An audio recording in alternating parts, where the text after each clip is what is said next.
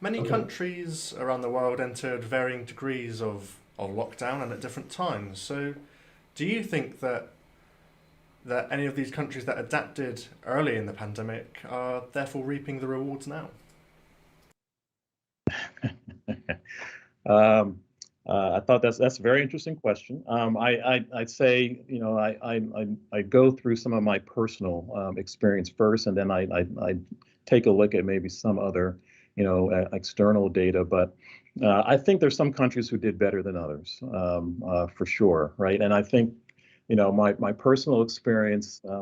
I think Canada actually did, fairly well.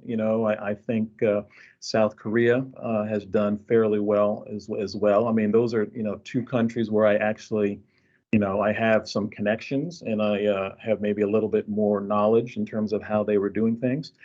But, I think there's a couple different indexes out there that have been tracking this, right? Bloomberg has one, The Economist has one, and they kind of look at, kind of like three tranches in terms of how's the health situation there, how's the business or economic environment there, and then what's the quality of life there.